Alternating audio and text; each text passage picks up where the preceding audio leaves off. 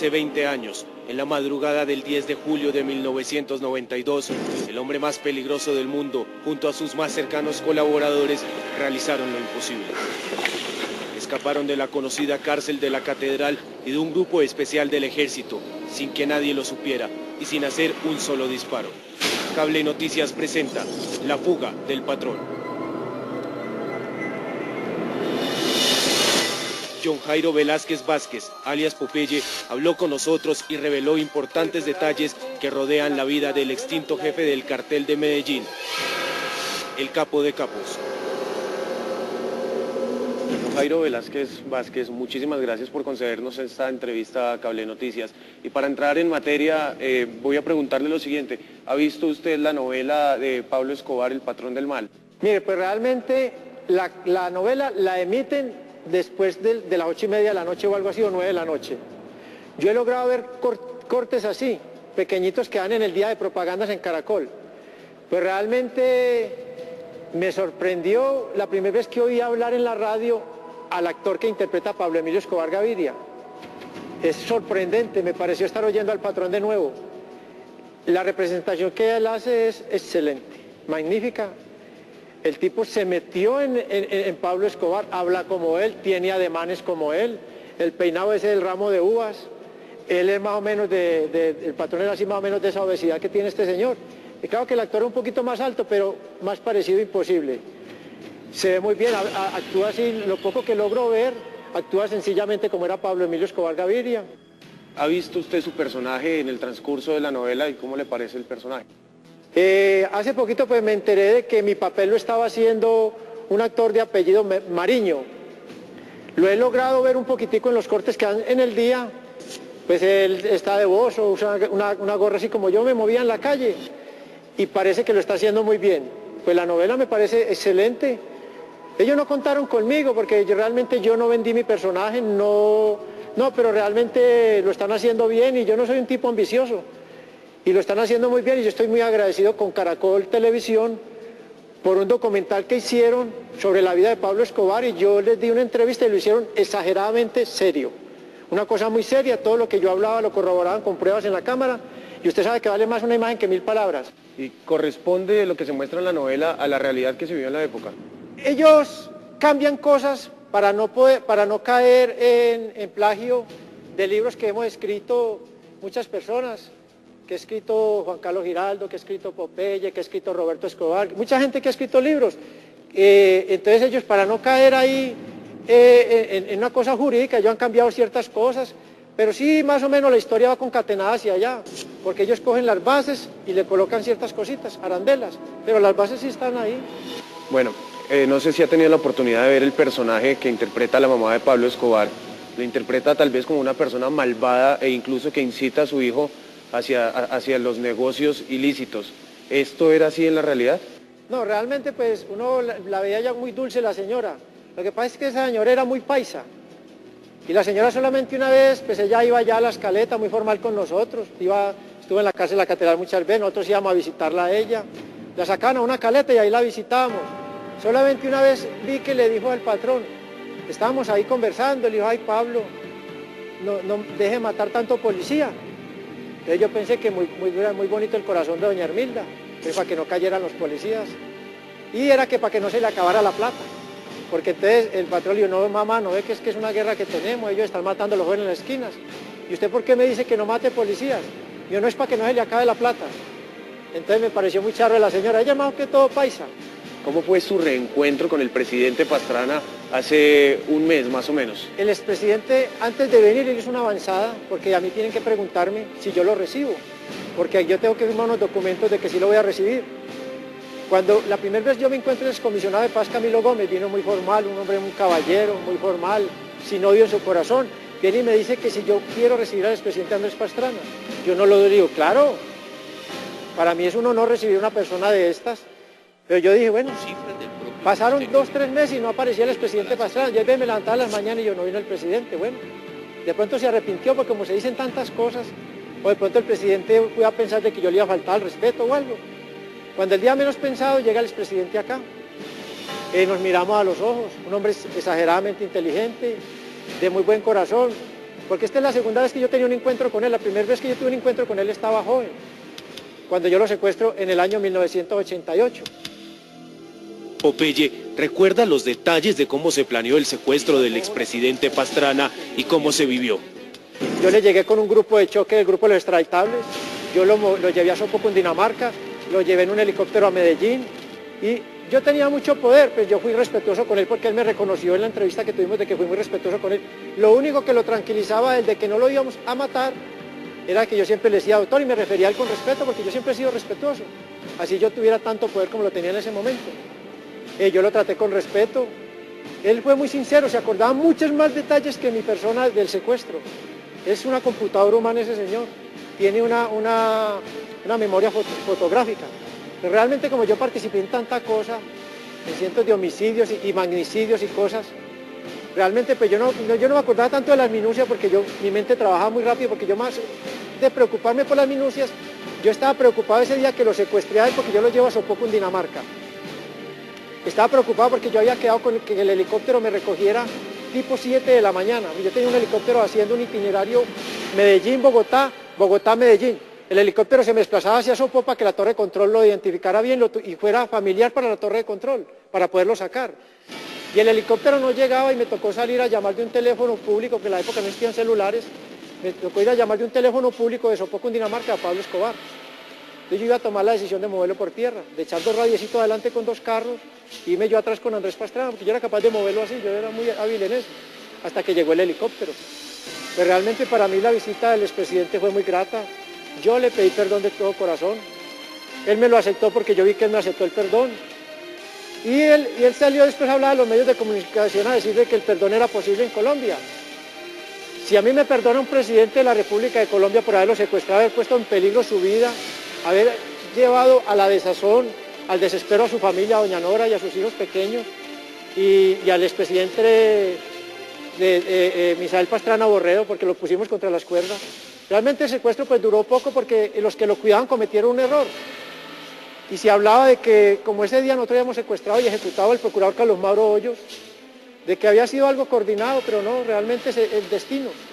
Y el destino tenía al expresidente Andrés Pastrana Arango salir en cautiverio rápido, porque si él se hubiera demorado mucho en el cautiverio, él no se había podido presentar a la contienda para la alcaldía de Bogotá, que inclusive en esa época, recuerdo así someramente que iba por encima de él iba Pardo Coppel, que era un político ranqueado en Bogotá en esa época.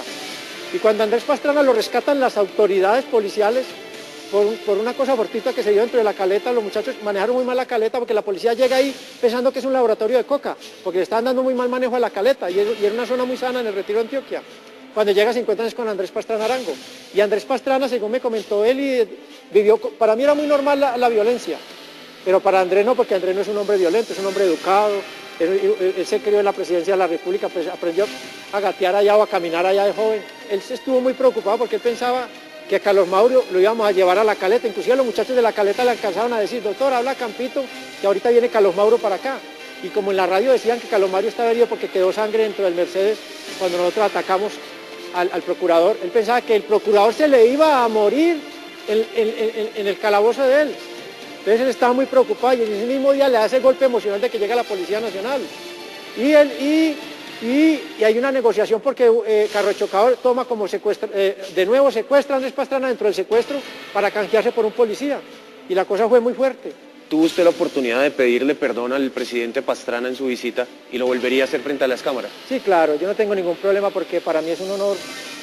Y realmente, pues, cuando yo vine a hablar con el presidente, a mí nadie en la avanzada que me hicieron para hablar con él me dijeron que por qué no le pedía perdón. No. Esa gente es muy seria, yo también soy serio. A pesar de que yo soy un bandido y un asesino, yo soy serio en mis cosas. Yo realmente estaba hablando con el presidente y cuando estaba hablando con él, vi la sinceridad de él, vi el respeto con que él me habló a mí, porque fue muy respetuoso. Y yo, pues, a mí me da pena, porque no le da pena a una víctima de esas. Y realmente veo que es un hombre que está por encima del bien y el mal y que no se queda en el odio. Porque yo de pronto sé que él ha leído y el odio es igual al amor. Mientras uno esté odiando a una persona, está ligada a ella. Realmente, pues yo lo puedo hacer hoy también. Yo ese día, cuando estaba pensando ello, a mí yo tengo mi ángel de la guarda, el ángel de la guarda me dijo, pídale perdón. Ya ahí lo tiene, porque eso no se vuelve a ver. Yo puedo volverme a encontrar con él, pues, Ojalá sea en buenas circunstancias, algún día que yo pueda estar en un restaurante esté, pues si él me saluda, yo con el mayor respeto lo saludo. Pero es diferente. Pues yo realmente hoy ante sus cámaras de su canal, yo quiero pedirle de corazón perdón al expresidente por haber puesto en peligro su valiosa vida, por haberlo arriesgado, llevarlo desde Bogotá hasta Medellín, por haberlo llevado de esa forma, por haberlo metido en una maleta de un carro y recorrer todo Bogotá con él hasta su poco en Dinamarca. Yo le pido perdón de corazón, ya como un hombre nuevo, un hombre rehabilitado para la sociedad, un hombre que ya deje el crimen atrás. Estoy en capacidad de pedirle perdón al señor expresidente Andrés Pastrana Arango, a su señora esposa, la señora Nora, al difunto Misael Pastrana Borrero, su padre, el expresidente de la República de Colombia, y a sus hijos que ya deben de estar mayores. Les pido perdón, también le pido perdón a los hermanos del señor expresidente Andrés Pastrana, que no ha tenido oportunidad de hacerlo, porque eso fue muy crítico para esta familia. Yo realmente de corazón yo lo hago. Escobar es recluido en la cárcel que él mismo construyó como parte de un acuerdo con el presidente de turno César Gaviria, que tendría como fin evitar que un grupo de narcotraficantes colombianos, conocidos como los extraditables, pagaran sus penas en los Estados Unidos.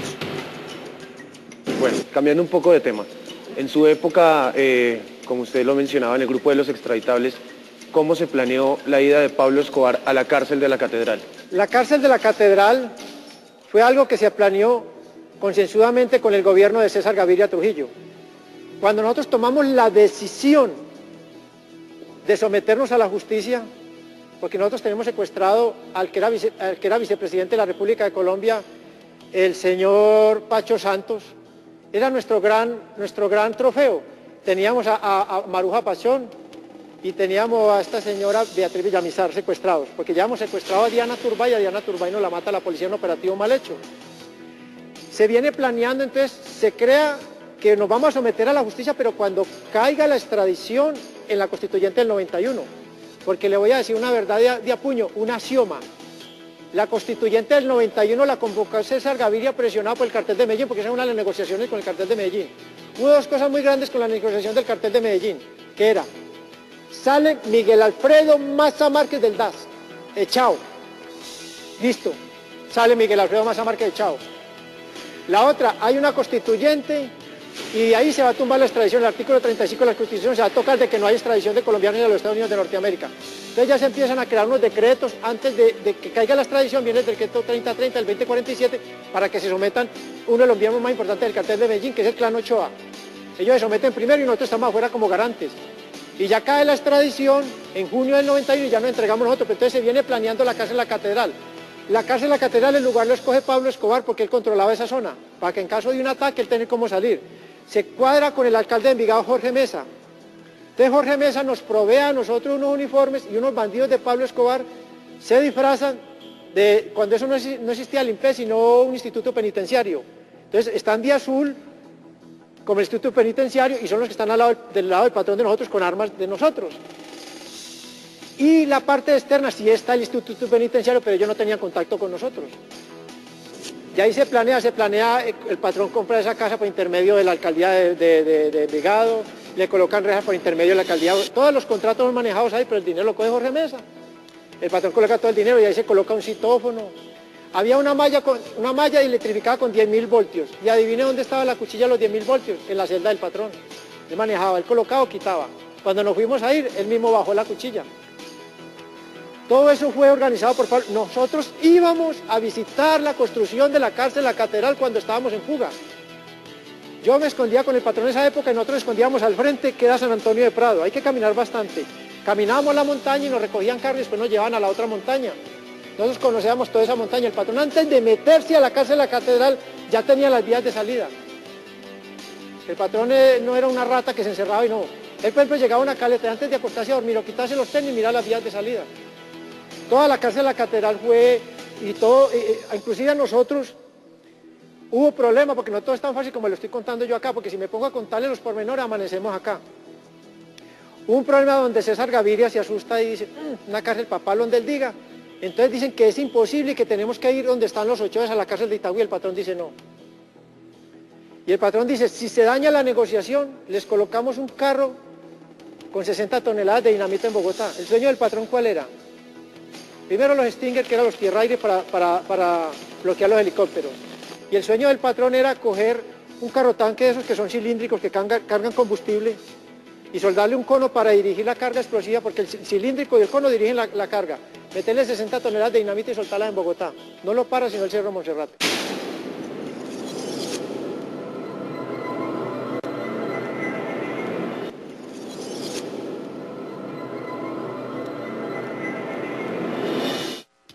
¿Qué tan cierto es que Pablo Emilio Escobar se disfrazó de mujer al momento de la fuga? ¿O cómo se dio la fuga exactamente? Yo le voy a decir a usted exactamente la verdad, porque la historia nos dirá la verdad. Resulta que a la cárcel La Catedral había entrado la señora de Guido Parra. Había entrado temprano informando unas cosas de que nos iban a intervenir, una información muy secreta. La señora entra y la señora, cuando ya empieza el ejército a copar la catedral, que llegan en los camiones, antes de que quiten el ejército que había vivido con nosotros 13 meses y medio, que nosotros teníamos confianza con ellos, entonces el patrón dice, hay que sacar a esta señora, porque esta señora no puede quedar en medio del operativo. Esta señora, es más, porque también le estábamos dando la razón, porque en ese momento la única persona ilegal que había dentro de la cárcel era la mujer de Guido Parra. Entonces el patrón, hablamos con los soldados y la sacamos por un lado costado de la cárcel y ella sale por ahí y se va. Ella coge la montaña y se va la señora caminando. Sí. El patrón salió de tenis. Yo me acuerdo que ese día a él le gustaba mantener los tenis sin los cordones. Y él me decía, cuando yo me amarre los cordones, recen lo que sepan que vamos para afuera. Cuando ya eran llegando a las 11 de la noche, llegó y se amarró los cordones y sabíamos que íbamos para afuera. Ni siquiera fuimos a sacar $3 millones que habían en un mueble, en una caleta mueble del televisor del patrón. Ni siquiera fuimos por ese dinero, salimos fue con él. Porque ahí habían grupos especiales del ejército. Era una operación helicotransportada bien complicada. Ellos tenían visores de todo, tenían armamento pesado. Nosotros no nos pegamos del patrón porque donde él pegara teníamos que pegar nosotros. Pero eso es un cuento chino de que había una mujer, de que le dimos una sopa a los soldados. Son cuentos chinos. Inclusive hace poquito en el programa de Caracol vi al expresidente Gaviria decir, no, Pablo Escobar salió por intermedio de los soldados y dijo, mañana le mando para el sancocho. Los soldados en Colombia no son bobos. Si van a cuadrar, tienen que traer la plata ahí. Y nosotros la plata la teníamos allá. Si fuéramos a cuadrar, le digo, espera un momentico que allí tenemos $3 millones, tómelos. El patrón nunca habló con el ejército para salir. Donde nosotros salimos, el ejército no se dio cuenta. ¿Por qué? Porque el ejército de Colombia que había ahí a las 11 de la noche cuando nos volamos es un ejército de Bogotá, que no teníamos contacto con él. El ejército que conectó con nosotros, que estuvo cuidándonos ahí, que teníamos cierta conversación, con cierto diálogo, lo sacaron, que porque eran corruptos. Entonces, mire usted que usted es una persona inteligente y se da cuenta que todo eso es mentiras. El expresidente, ¿qué hace? Está hablando mal, que él era el jefe máximo del ejército en esa época. Una operación fallida por parte del ejército. Tras asesinar brutalmente a otros narcotraficantes conocidos como los Galeano y los Moncada al interior de la prisión, Pablo Escobar se entera de que el presidente Gaviria ordena su traslado a una prisión controlada por el Estado. Es en ese momento que toman la decisión de escapar. ¿Ustedes recibieron hostigamiento al momento de la salida por parte del ejército? O como usted menciona, nunca se encontraron con el ejército. Pablo Emilio Escobar Gaviria conocía la cárcel La Catedral como la palma de la mano. Él tenía los 4 ladrillos para salirnos, para ahí nos fuimos todos, para ahí nos salimos todos. La cárcel La Catedral es así. El ejército que llegó de Bogotá, lleno de armas, lleno de una pistola grande para cuidar una pistola chiquita, un poco de y la manigua de tierra fría es muy complicada. Nosotros oíamos por los radios que se oían hacia lejos que no podían concretar porque no tenían, inclusive el ejército de esa época era tan bruto que no bajaron ni los guías que conocían la zona. Porque ahí el ejército tenía un plan de seguridad. No dejaron ni los guías. Y por la parte donde nosotros salimos, Pablo Escobar la tenía muy estudiada, nosotros estudiamos bien eso. Y era una bajada, pero por ahí no podía caminar nadie. Nosotros nos deslizamos, por ahí salimos todos, nosotros oíamos el murmullo de los soldados. Y nos fuimos para la casa, a una caleta. Llegamos a las 5 de la mañana, fue tan perfecta la fuga. En esa época existía en Colombia el racionamiento de luz. Cuando nosotros fuimos a entrar al Salado en Envigado, la primera parte donde entramos para entrar en Envigado, se fue la luz, empezó el racionamiento. Y entramos a oscuras, no nos vio nadie.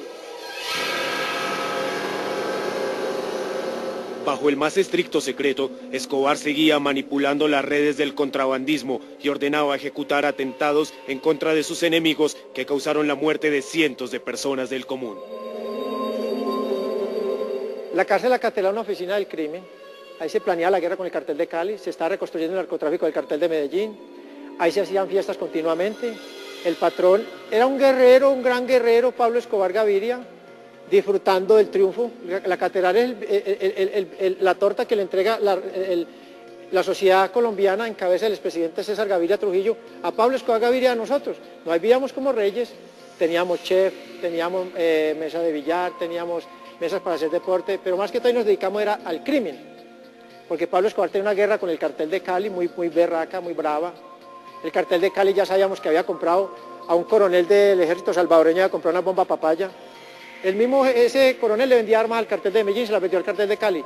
A nosotros nos salva que no nos tiran esas bombas, porque esas bombas no se pueden lanzar desde una avioneta o desde un helicóptero. Esas bombas son de 500 libras de C4. Esas bombas tienen que ser eyectadas por un avión de guerra, una T-37, y no pudieron conseguir el avión. O no lo pudieron conseguir en Palanquero, lo estuvieron buscando, sí supimos de eso. Inclusive nosotros apagábamos la luz cuando pasaban un avión, porque nosotros nos estaban fotografiando todo el tiempo. Nosotros sabíamos de Guillo Ángel que nos fotografiaba, sabíamos de varios, de los Pepes que nos fotografiaban, del cartel de Cali, y la catedral pues, del aire una cosita así, nos tiran una bomba de esas y nos matan a todos.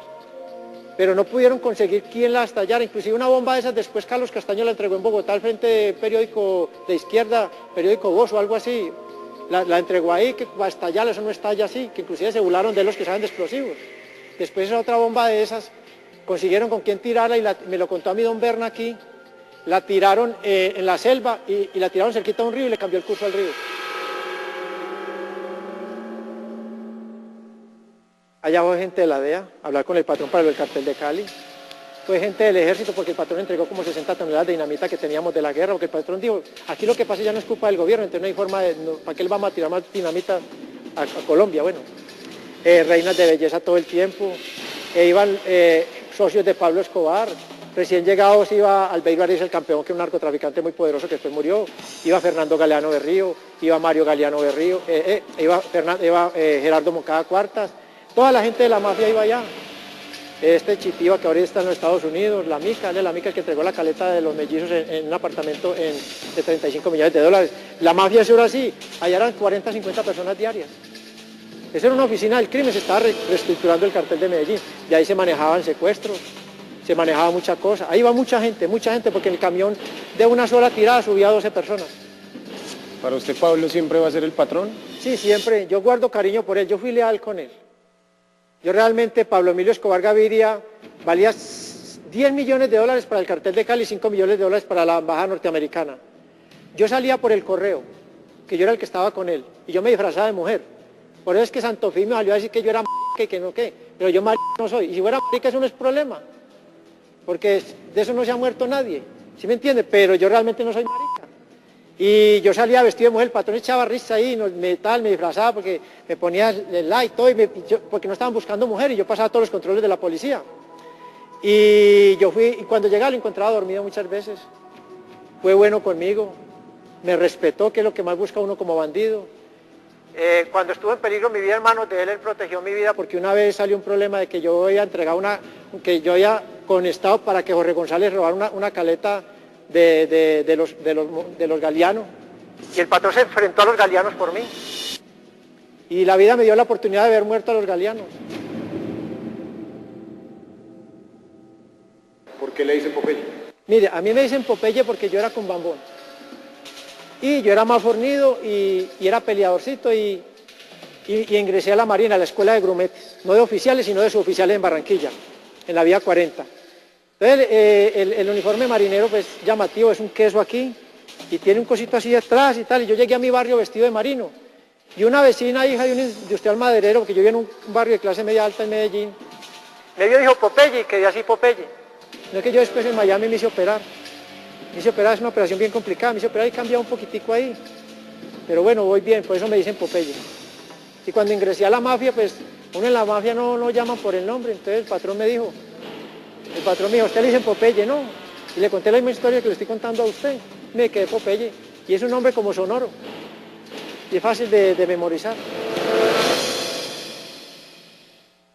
Muchísimas gracias por concedernos esta entrevista y por dedicarnos este tiempo. Ha sido muy valiosa toda la información que nos ha brindado. Yo lo hago con gusto y con respeto. cárcel de la Catedral hoy es un arrume de escombros que ha sufrido los estragos del conflicto y que sobre sus ladrillos recaen los mitos de guardar las caletas del que algún día fue uno de los hombres más poderosos del mundo. Su historia, al contrario de su estructura, se mantiene firme y crece con los años, convirtiéndose, así como en su creador, en leyenda.